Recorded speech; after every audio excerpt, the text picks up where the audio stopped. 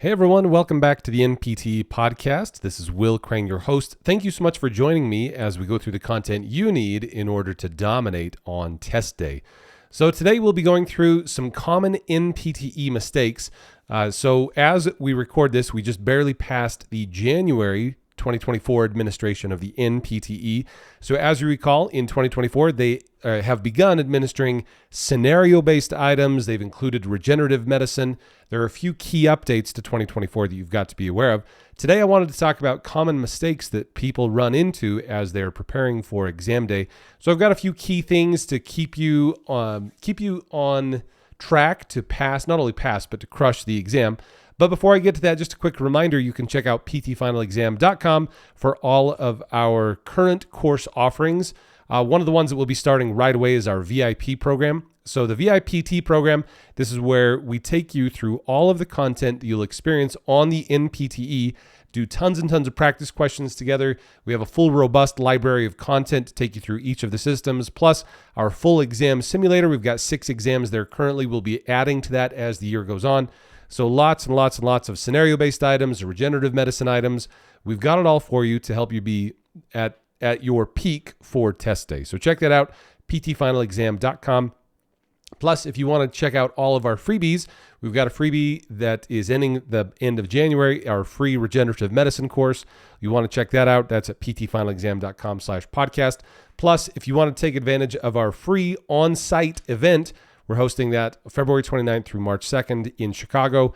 You can again check out ptfinalexam.com/podcast to sign up. The spots are extremely limited to this free event. There's free housing, free meals. Really, it is a totally free weekend experience that I think you'll really enjoy. So be sure to check that out. Again, ptfinalexam.com/podcast to sign up for all of that. All right, so let's talk about some common mistakes that folks make on the NPTE. So as I record this, we've been doing this podcast for a few years now, but I've been running PT Final Exam for over a decade now. And I wanted to talk about some of the key mistakes that students will make on exam day so that you can avoid replicating these mistakes. You want to avoid those so you can have the best experience possible on test day. So just to mention a few of them, a selection of them, the first on the list is poor time management. So one experience that sticks out to me pretty substantially is a student that they were mistaken about the number of sections on the test. I won't say it aloud just so I don't want to confuse you about the number of sections. There are indeed 5 sections on the NPTE for PTs. And so this person thought there was an extra one. And so they rushed through the test. They got through the 5th section and they thought there was another section. So they rushed through, they had about an hour to spare, and they clicked through and they hit submit, and it finished or completed the exam saying, thank you, congratulations on finishing, and we'll be in touch soon with the scores. And this student, he was quite frustrated because he wishes that he had used his time more wisely rather than try to rush through to a section that did not exist. Rather, he wished that he had used his time more wisely on the sections that did indeed exist. So on test day, you can experience you can expect and you will experience 5 sections on the exam. You do get what's called a scheduled break after section 2. So what does that mean? Well, that means you get a 15-minute mini timer that you are able to go through. Really, it's a bathroom break. So you're able to stand up, you check out of your seat, and you go get your snack, medications, water, bathroom, whatever it is you need. You have a mini timer. You want to be wise about your use of that time because obviously it's not unlimited. So once you are finished with, usually, again, it just takes a few minutes to get out, get checked back in. It's really quite a brief break. Once you finish that break, you get back in and you get right back at it. You are permitted to take what's called an unscheduled break between any section. So between section 1 and 2, between 3 and 4 and 4 and 5, all of these would be considered unscheduled breaks. The key about the unscheduled breaks is that it takes time away from your actual test time.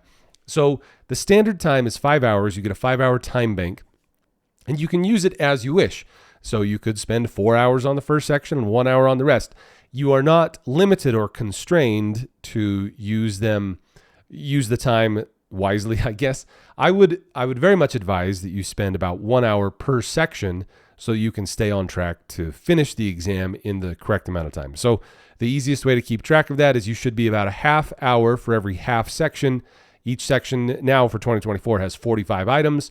So as long as you're, 22 and a half items through by the time you hit that half-hour section or half-hour time, then that'll tell you that you are indeed on track to finish on time. You'll likely be ahead of that, and I would advise being a little ahead of that just so you can have a little buffer room, a little extra time. So again, you can take these unscheduled breaks between any of the other sections. This really mostly applies for either an emergency bathroom break or if you have additional time or what we would consider accommodations on the NPTE. So if you require time and a half or double time on your tests all through PT school, you'll want to apply for test accommodations, which will give you additional time on the exam. Now I've only ever heard of one student that did this. They were able to apply for additional time, and because of the extent of this person's learning disability, they were able to do it over 2 days, 8 hours each day in a room with a reader on paper. And so that just gives you a little, an idea of what the maximum accommodations they can provide for you. Generally, the standard accommodation is time and a half for those who do require extra time. And again, you have to have documentation or at least have a history of it, or some really have to have medical oversight to recommend to say, indeed, this person does require additional time. But that being said, with your additional time, if you do have test accommodations, you may choose to use more of those unscheduled breaks because you have sufficient time to use them. Now, speaking from a personal perspective here, you take a 5-hour test and you do time and a half. So that's a 7.5-hour test. And by the time you toss in a couple of breaks there, the scheduled break and then the unscheduled breaks, well, I guess really just the scheduled break, but you boost that up. You're pushing almost 8 hours in the test center, which is a long day. That's a really long day. And so it's what I consider to be the law of diminishing returns, meaning that you've spent more time on the test. And so it is good in the sense that you are able to take the questions at a much more reasonable or slower pace. The trouble, though, is that you can run into fatigue very quickly. And so test fatigue really kicks in once you've been sitting in the seat for 6 hours. So again, it's kind of a diminishing return where you have the additional time, but it doesn't always benefit you. So you move at a wise pace. I guess that's the key here, is that you do your best on each question, and each individual question will then add up to a good experience or good performance on test day. So time management is one of the big mistakes I see. Kind of speaking of before the test, also this is an issue of time management, but the failure to study or what I would consider underestimating the exam. So I had a student a few years ago, he graduated PT school, and I've talked to a few people who do this, and there's certainly nothing wrong with this. You just finished a big 3-year slog of getting through PT school, and you schedule some big trip right before you start your full-time career. It's great. I mean, I just talked to someone the other day. They're going to Florida for a week. They want to spend all week on the beach, cool drink in their hand, and they are just checked out for a week. Totally understand that. Absolutely something worth doing. Now, the trouble that this student I'm referring to, he took it to an extreme where he went on like a 2-month backpacking trip through Europe. They went and visited a lot of national parks in the U.S. as well. I mean, it was a giant trip. And he gets back from all this, post-graduation, so they just graduated. He gets back from this giant trip, so this would have been like in May, and he gets back at the end of June. And so the test is mid to end of July. And he shows up and he talks to some of his buddies and says, all right, here we are. Let's go ahead and get some studying done. And they basically just looked at him like, where have you been? What do you mean get started studying? We've been studying for weeks. And this student, he did fail on his first attempt. He passed on a second attempt, obviously put a lot more effort into it the second time. But the point is that he underestimated the exam, the amount of time that was required to actually go through the content. So it's just an example of failing to prepare. What is it? If you fail to prepare, you prepare to fail, or however that phrase goes. The key here is that you have to have adequate time ahead of time. And I recommend that should look like 2 to 4 hours most days for about 3 months before the test. Now, it's a little bit flexible there, meaning that you'll have a few days where you're not up to the 2 to 4 hour mark. You'll have days when you're beyond that, and you just try to average that, and you'll find that that'll lead to your best experience possible. All right, so other items that are common mistakes I see.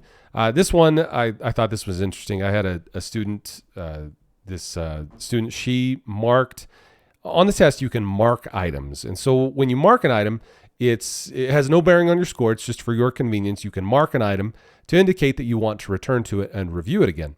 Now, this student, she marked every single item, and so all through all the 5 sections, she marked every single item as she went through each section, and she went back and reviewed each and every individual item, because that's what happens when you mark it. You trigger in your mind that you need to go back and resolve that marking that you placed upon it. And so what she describes is, she said, well, I was trying to take a double length test in a single length time frame, and she failed the test on her first attempt just because she was taking time away from questions she could have answered well and spending a lot of time staring at questions that she was really having a hard time with or didn't remember. And so my biggest advice here is to mark very judiciously, meaning that you should really only be marking a few in every section. Now, if you're a very fast test taker, then there's no problem reviewing your questions, reviewing the answers you place to them. Certainly no problem with that. My point is that, let's say you find a question that you don't know the answer to, and you stare at it for 5 minutes the first time. Then you mark it, and then you go on to other questions. Then you come back to it, and you spend another 5 minutes staring at it, wondering what the answer is. Well, you've just spent, in our made-up example, you've just spent 10 minutes looking at a question you are not likely to get correct. And the trouble is, it'll make you rush through items that you are more likely to get correct. So that being said, only mark items judiciously. So what does that look like? It looks like if there's a question that you legitimately want another look at, go ahead and mark it. But most of the time, make your selection, really commit to the answer in your mind, say, all right, this is the answer. I'm going with this answer. And there's no need to mark it. Again, only if there's an item that you legitimately need just another 30 seconds to look at and the answer will come to you. Most of the time, you can just identify the answer and then move on. And that being said, you should never leave an answer blank. You should always mark an answer for each question just in case you run out of time, or most of the time, just you run out of time or you forget.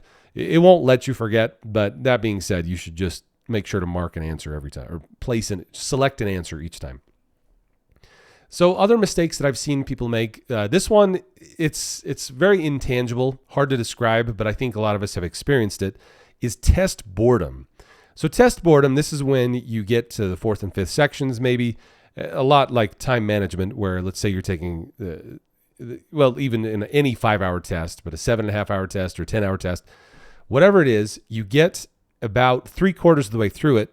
And what happens is you get kind of bored of the whole experience. It's that feeling of, I'm just done with this. My brain can't handle it anymore. I'm checked out. I've got 7 things I need to do this afternoon. You start to think through ahead of what you're actually doing. You start to think of what's coming next, and you spend your energy considering on things that are not pertinent to your test experience at the moment. And that's, again, what we would call test boredom. It's certainly related to test fatigue, where you're just tired of it, but it's really where you mentally check out. And so when it comes to test boredom, what I see students do is they mentally check out. They say, okay, I'm just done with this.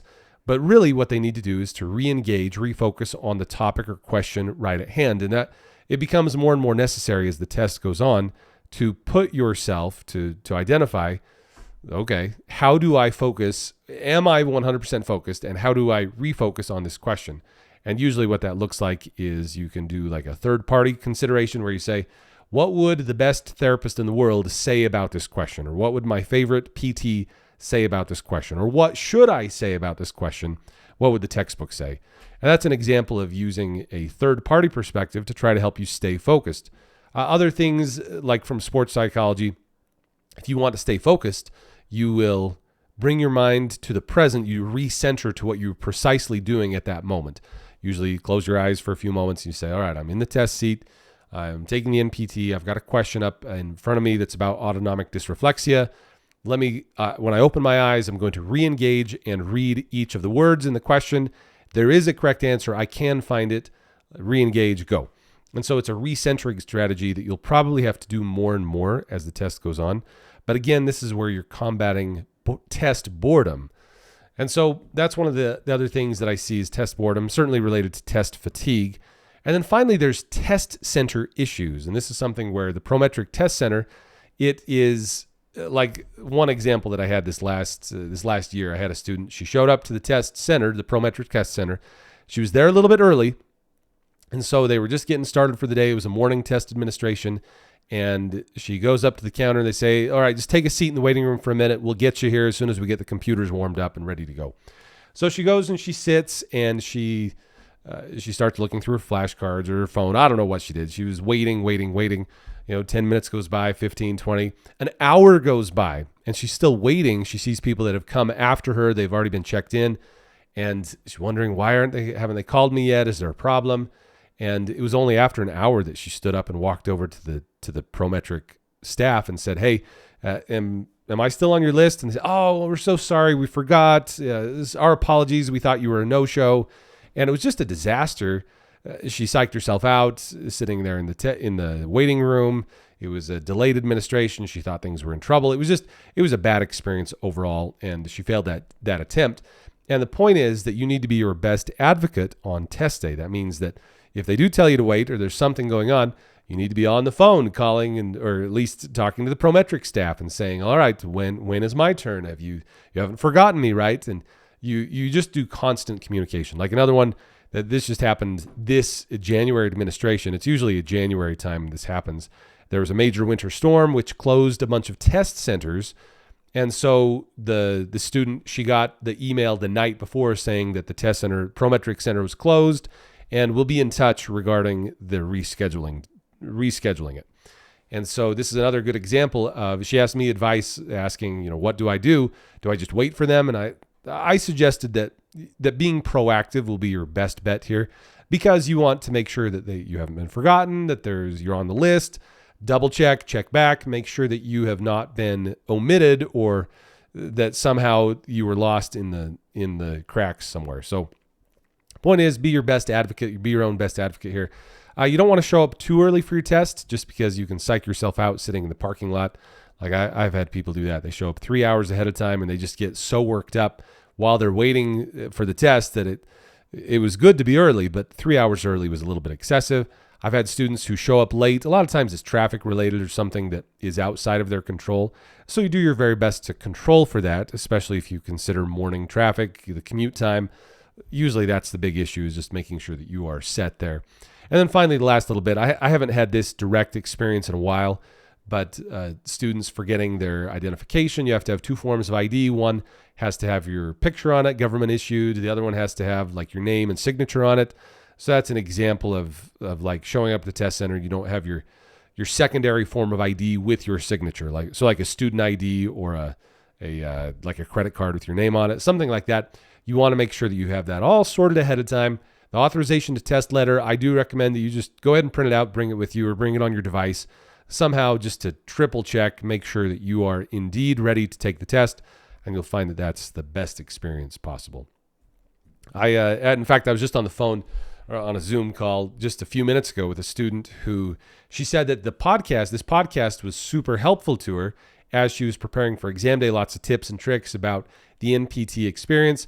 A lot of you are probably in this same situation. She was in a very rigorous clinical experience, pediatric neurological rehabilitation experience.